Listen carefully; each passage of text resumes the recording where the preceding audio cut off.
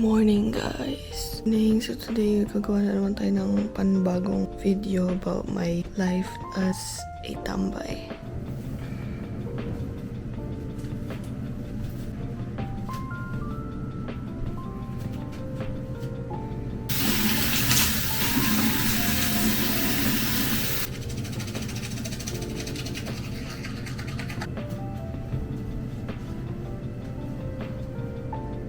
Maglalagay ako ng contact lens para mas makita ko yung mundo.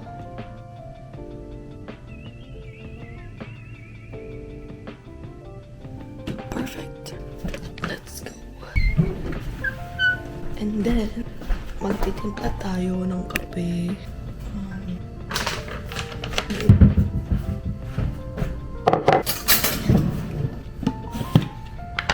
Yung kape ko is 2 creams. 2 tablespoons of cream and about half tablespoon of instant coffee. Tapos 1 pack of Splenda, not sponsored. Yung gusto ko dito, they have this mga quotes sa likod. This one says, replace I wish with I will. Splenda na yung gamit ko because nililis ko yung intake ng sugar ko para, you know, hindi tayo magka-diabetes. And then we're gonna go to the other side to fill it with water.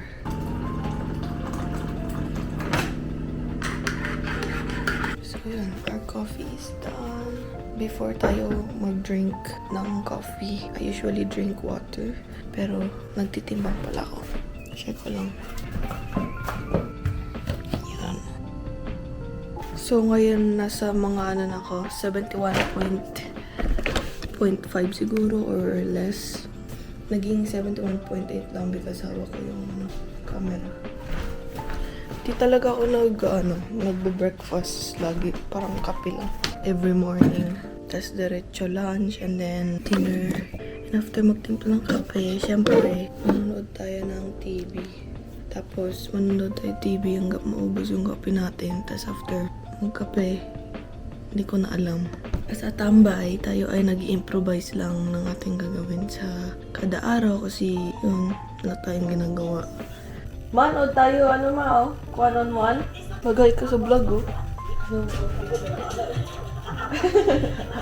Yung galaw ni Mary na.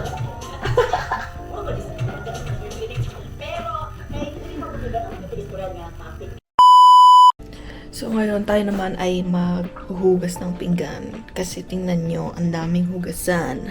Kita nyo ba? Tuturuan ko kayo kung paano mag-arrange, kung paano simulan, paano sipagin. First step, hit that music on. Papatugtog tayo pero saglit lang ito kasi baka maano tayo.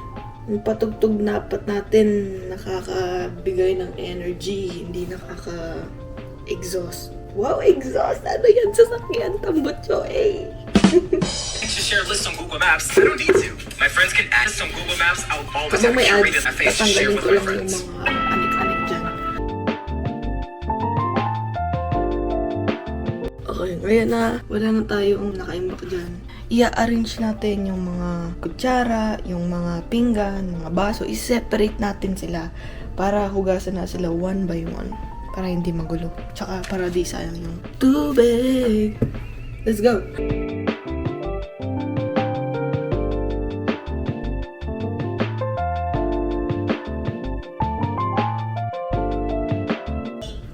Once na naka-arrange na yung mga hugasan natin, iisa-isahin na natin yan.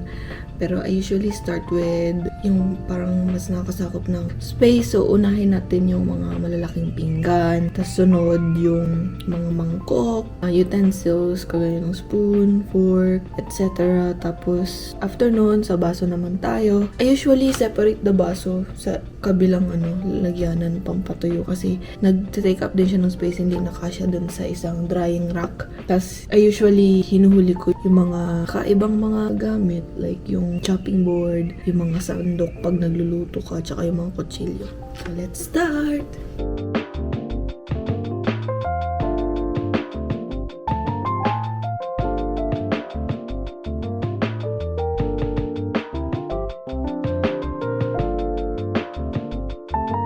Ngayon na tapos na tayo maghugas ng pinggan. Hindi pa tapos yan. Ay, ano daw? Tapos na tayong maghugas ng pinggan. Pero, hindi pa natatapos doon. Kasi kailangan natin is-isin yung lababo para malinis din, di ba? Minsan kasi di ba may oil na naiiwan. Tapos pag ginawakan mo, nadadama yung kamay mo. So yun guys, tapos na tayo. Next thing that we do is mag-workout tayo. So, ang workout ko is walking lang sa treadmill for an hour. Siguro what I'm gonna do is I'm gonna lift a little bit and then do the walking afterwards. And then, susuotin ko muna itong aking, ano ba tawag dito? Fitness watch. Para matrack nyo yung steps natin. Tapos yung mga calories na na-burn. Wow, healthy living talaga. And yung treadmill is nasa basement. Kaya ito, madilim. Suotin natin ang ating sapatos para comfortable tayo maglakad o magbuhat-buhat. Kahit huwag na tayo mag-medyas dahil kabahay lang naman. Anong gawin ko? Ang random sobra ng mga workout na ginagawa ko kaya walang plano, ganun. Kasi yung main ko lang naman talaga is walking. Yung arte mo? Pagka nag-workout ako, yung music ko is Andy Mineo Radio with ads.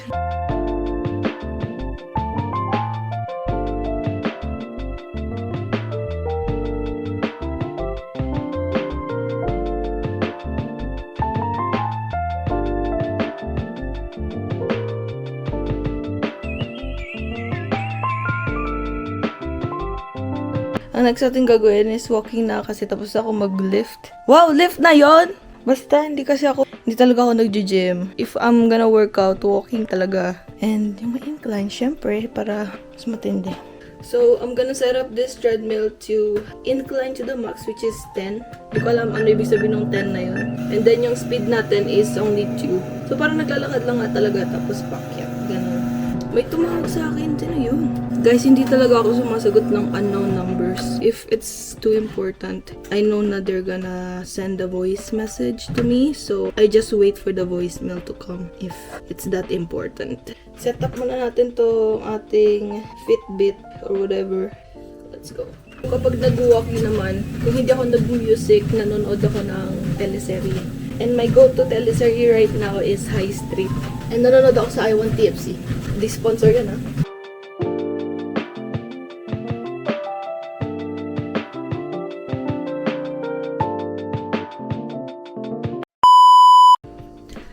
So, yun guys, kakatapos ko lang maligo. So, ngayon, maluluto lang ako ng fried rice. Tsaka, ito try kong gumawa ng, ano yan? Yung itlog na nilagay sa, sa top ng rice. Tapos, it's cooked in a specific way. Mag-fried rice muna ako and then, niready ko na yung mga ingredients.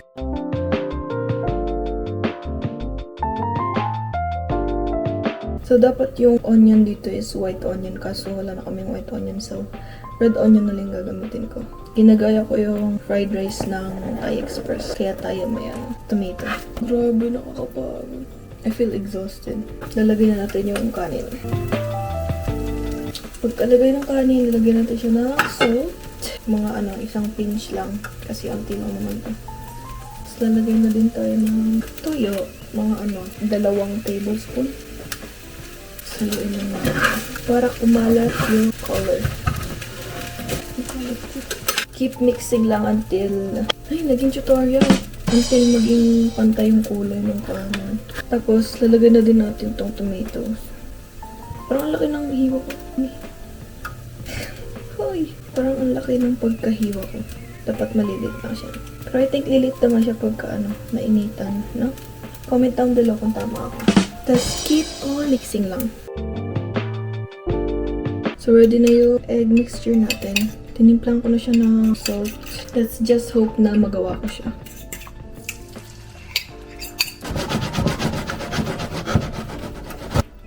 Ano naman to? Masyado atang mainit. Hindi natin nagawa. Guys, hindi natin nagawa. What a fail. I-ano na lang natin. Scramble egg. Malakas masyado yung apoy. Ay, dito pala. Ganyan na lang. It looks easy to do, but it's not actually easy. Anyways, so ito na yung kinalabasan ng ating rice. Okay na yan. At least may kakainan tayo. Egg is egg, you know. Kahit anong klaseng luto pa yan, egg is egg. Kain na guys. So ito, yung kakain natin.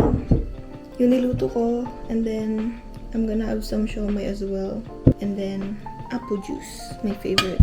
So, habang kumakain, nanood tayo ng vlog or something. Sige. Wait lang. Tikman natin kung masarap.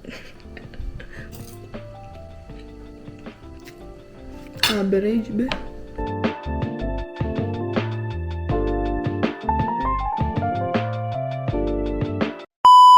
After kumain, I usually take a nap or minsan nakahiga lang, cellphone. Yeah, papahinga mo lang ako kasi napagod ako dun sa isang oras ko na paglalakad dun sa treadmill and mamaya may pupuntahan ako and update ko na lang kayo kapag nagre-ready na ako para dun sa pupuntahan ko. Bye!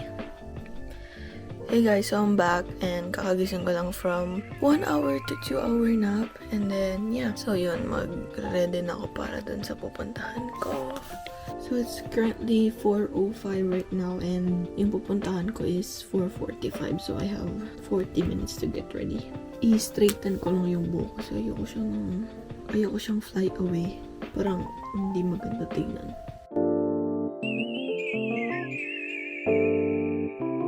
Hindi talaga yung tipo ng babaeng nag-aayos lagi. Parang kapag may occasion lang, ganun, parang may pupuntahan. Lately ko lang siya madalas nagkagawa kapag nagpupunta ako ng church. So medyo ngayon na lang din ako nag-e-effort sa sarili ko. Pero dati hindi naman ako ganun. Kasi hindi talaga ako marunong. Kulot ka ng buhok ko, hindi ko kayang gawin eh. Pinapagawa ko pa sa ate ko. Pati yung mga tirintas ng buhok, hindi ko kayang gawin sa sarili ko. Pero nagagawa ko siya sa iba. Okay na siya. Mukha nang hindi bagong gising. Tapos after nito, I'm gonna do my face na. Pero hindi masyadong bongga kasi saglit lang naman siguro yung pupuntahan natin. Yung simple lang. Cover the imperfections, put some color on the face and lips, and done. Diretso na tayo since nakapag-moisturizer na naman ako. Just gonna put some concealer under here and here. Kung saan yung mga dark spots. Doesn't have to be perfect naman. Basta magkaroon lang ng color yung mukha.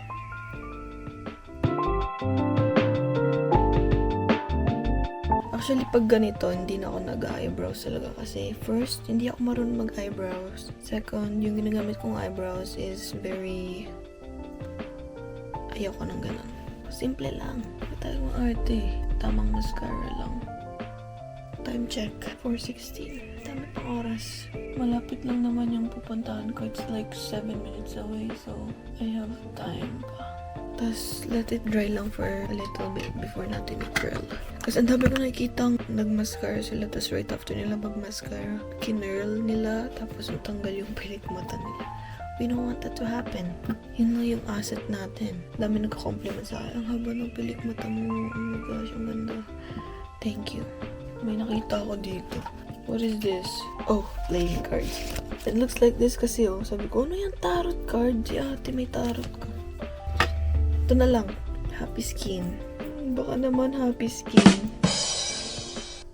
So far, I'm liking this shade. Hindi ko alam, sometimes parang feel... Ay, ang ano niya, dark niya masyado, para siyang pakak na pakak. Pero parang it's good din kasi parang natitint yung lips mo over time. Yung kulay niya doesn't fade agad-agad. So yan, okay na tayo. Naka-curl na lang.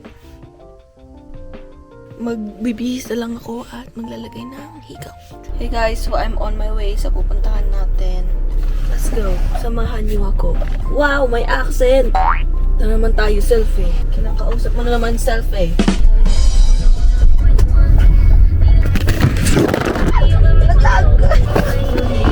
I only have 5 minutes. So update ko na lang kayo after ng meeting ko. Bye. It's just an update. So we just talked about how everything's gonna work. For my work, hindi niyo pa alam, I'm gonna start working at a lash salon as a lash artist. I am trained but I am not certified yet. I was thinking while I work, dun ko gagamitin yung opportunity na yun to get certified. At the same time, get paid, you know? So yun. Anyways, ngayon, I decided to go to Walmart to just go around, have some fresh air, and maybe buy something to celebrate. Usually, ganun lagi yung ginagawa ko kapag may na-achieve akong something. Like, if I get an interview, I got hired from a job, I usually treat myself. Para naman ma-motivate ako. You did good, Erica. Baka hindi na ako makapag-vlog sa loob ng Walmart kasi it's a public place and I'm scared. And, you know, ako lang mag-isa. Wala akong lakas ng loob para mag-vlog mag-isa.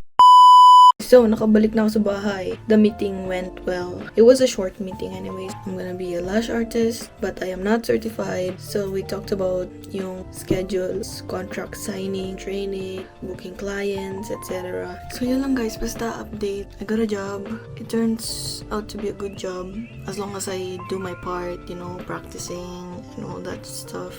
I'm gonna have my own Instagram account, so watch out for that. I'm gonna be looking for models and I'm gonna put my link, the booking link on my bio as well. Watch out for that, okay? Okay. Update ko kayo kung may ganap pa mamaya sa araw na to. So guys, watch me nene. Panoodin nyo na lang ako magtupi.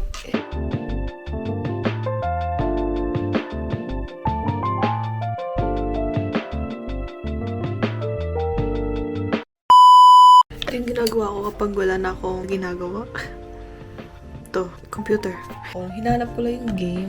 Ano ang tawag din? Nagtitrending sa TikTok. Yung tied together yung dalawang player tapos they try to go through obstacles. Chained together. It's only $6.49. Oh my gosh. I don't know if I wanna buy it right now. Pero, what I'm going to do right now is I'm gonna buy something for something.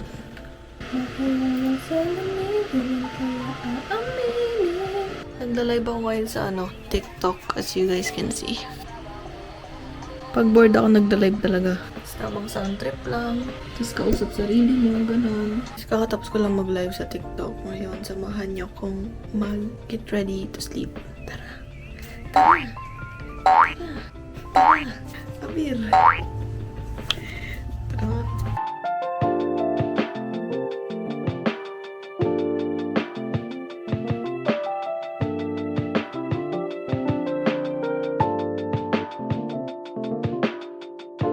Bago tayo makatulog, nagpapantok muna ako by watching vlogs on YouTube, ganyan, patugtog, or hahanap ako ng mga sleeping sounds, etc.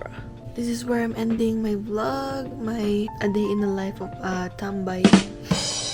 So yun guys, papantok na ako, bye! Thank you for watching! See you guys again on my next vlog, okay? See you on my next vlog. Uy, gagawa pa ako ng vlogs, mga pranks lang, bye!